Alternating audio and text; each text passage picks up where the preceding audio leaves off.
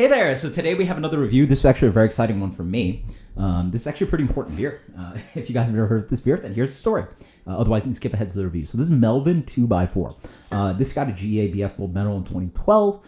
Alpha King, which is a competition in Chicago named after Alpha King from Three Floyds beer. They have a IPA competition every year, and it won 2013 and 2014 in a row, which is absolutely insane. So this is a very significant beer, obviously, for a little bit old money, about a decade ago. And actually, I got to try this beer once. I believe it was about 2016. I got to visit Seattle and Portland. And shout out to Kyle, who's actually a viewer who hung out with me for a day when I missed my flight. We actually went to a store and got to try this beer, which is pretty significant because, again, obviously this is a well-known beer with those awards. And then every region seems to have like their region and state seems to have their famous IPA. For Wyoming, this is obviously the famous IPA. For the lowest population state in the union, they have a famous beer, and this is Melvin 2x4. So the 9.9% double IPA, smack you in the face kind of beer. The beer's relatively fresh, or whatever, 2 months fresh, and that's as fresh as I can get it. The freshest way to find beer, I would argue, is that find a good liquor store or craft beer store that posts on Instagram, because when it comes in, they post it, and then you see it, and you get as fast as you can. The other way to do it is that if you go to a big box store like Total Wine, they do print the label like on the shelf, like like a supermarket, and it has all the information, and then it has a date of when it was printed. So this was literally fresh I got it this week. So 2 months is as fresh as you can get it. I will say this was like a second shot because I just put down the girls and I have to remind myself, don't try to shoot reviews while the kids are awake. But anyway, they're asleep now. So let's think it's beer. So I will say when I cracked it, it didn't smell great. Here, it doesn't smell great. It has some pine, a little bit of grapefruit citrus, a little bit of floral element too, a little bit of that kind of like light, sweet, bready malt character, but there's a little bit of that brown bag. When I cracked the can, it had a little bit of that oxidative note that just for some reason I'm just so familiar with it, it just rises out of the can that I can oh. And then so we'll see how the beer goes. So, first impression of this beer, and obviously I have a first impression. This beer is stupid drinkable. Like, for basically 10%, 9.9. I'm honestly very impressed this beer did so well. Generally, I find that judges prefer lower ABV. Obviously, when you're a double IPA category, it is what it is. But I'm surprised that it beat out some like more quote-unquote well-balanced IPAs at 7%. This beer really drinks like 8 or 8.5 at best. But then you get a little warming in the stomach, and it's like, oh, this beer is sneaky. There is no sense on the palate that it drinks at 10%. And that's one of the tricks you have to learn. You have to learn tricks. Like, I pride myself on being able to get pretty good at ABV guesses, which is, I think, pretty important. It really shows you, it gives you context of where the beer is, like how big of it, like, how do you judge a beer that's like 4% to 10%, right? Like, you can't judge a session IPA versus a triple IPA. These are vastly different mouthfeels and bodies and aromatic. Like, just, it's like, what are those like?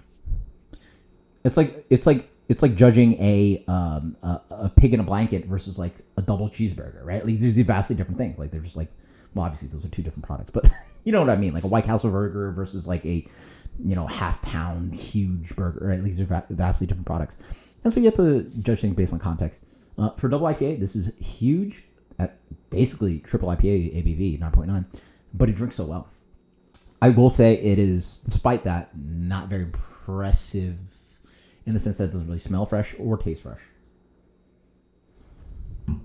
Up front, a nice kind of grapefruit character, citrusy, pine resin, nice floral element to it, a little bit of light earthiness. There's a sweet toasted bready tone to it, a little bit of light honey, a little bit of sweet Hawaiian roll in there, not too much crystal malt. This was definitely, like, if this is the same recipe, and I don't know if they tweaked it, this was definitely a more modern beer at 2012 or 20, like when they first brewed it had to be very modern, but even in 2012, 2013, 2014, a very modern beer, in the sense that this definitely pulled back on a crystal malt. Pull back on bitterness. It's not a very bitter beer. It's honestly like a medium bitterness for like a 9.9% beer, like maybe medium plus at best. Not a scraping bitterness, medium plus at best. Wow. Yeah. Really nice, clean, elegant bitterness. That's the other thing about it. It's not abrasive. It introduces you pretty early in the palate and just sits there, really pretty underlying, and then just bitters out quite nicely. How they've bittered this beer really builds great structure to this beer. Again, follows on the palate with like floral, pine, citrus, a little bit light papaya character. Same with the aromatics, that kind of like lightly toasted bread character, a little bit of sweet breadiness as well, a little bit of honey character. So the structure's all there. And the drinkability is insane. Mouthfeel's fantastic. Obviously, when you build a beer at 10%, you're going to have a mouthfeel. Alcohol is part of mouthfeel, right? You know, that's why when people drink session IPAs, it's like, oh, like it doesn't really taste the same. Obviously, like, you know, full on strength, you know, 7.5% IPA is gonna, or 6.5 to 7.5 is gonna really show you some robust character to it, including mouthfeel.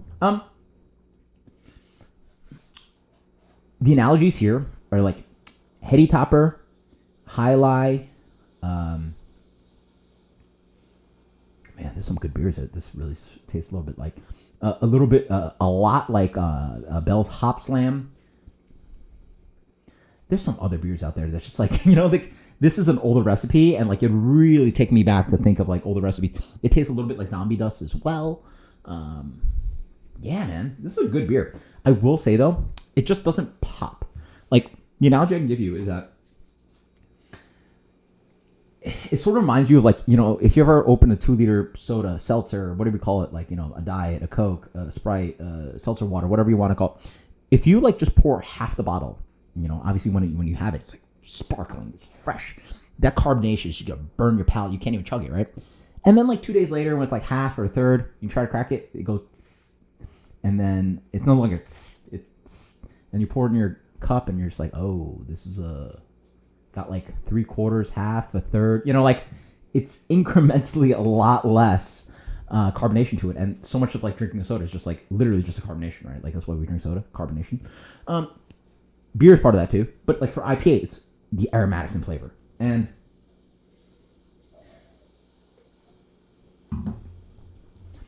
two months to hit the shelf, I can't suspect this was kept cold. Maybe this is what this beer tastes like, you know. By the way, I had to mention, this brewery was actually bought out by a Roadhouse brewery this year. So that's out of Jackson Hole, Wyoming. I believe this beer's hitting here. This beer will smack you up. Jackson Hole, Wyoming, and I believe it's more of like a corporate, you know, brew pub kind of model. So maybe they've changed production and recipe, and who knows. Anyway, the beer hit Florida, 2 months old, and yeah, I know exactly what 2-month warm shelf beer tastes like. I've done a bunch of reviews of it. I did an experiment myself of like high lie, sitting in the fridge and room temperature. Again, you're just losing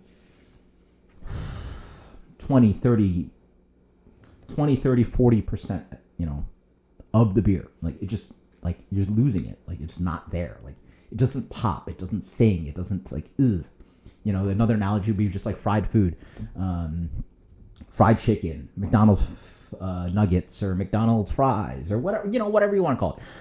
When it's fresh out of the fryer and hot and you know, when you touch it, like, ooh, and it's stinking hot, fresh, and it's steaming, it just tastes so good. But you let that sit in a box or in a bag for 10, 15, 20 minutes, you knew it was, you know, you knew it was good at some point, but like, it's like, man, I wish that time I should go back. You know, it's all there, but it's just not as hot and crispy, right? This is there, but it's just not as hoppy and aromatic. And that's just exactly what it is. Like, that's the problem with these IPAs. They just die, and they have their shelf life. And I bet if this was kept 2 months in the fridge, it'd be completely fine. But this has to be a shadow of what I think it would be. The structure's there. This beer, I can only imagine how good it is when fresh. This is actually a very special one. So if you guys have experience with this beer, please post in the comments below, because I suspect this beer is killer. Even in 2023, it just has a lot of like bells and whistles that sort of sing like a more modern IPA. Like this, it feels like it came out in 2016, 2017. Yet it was winning awards in 2012, right?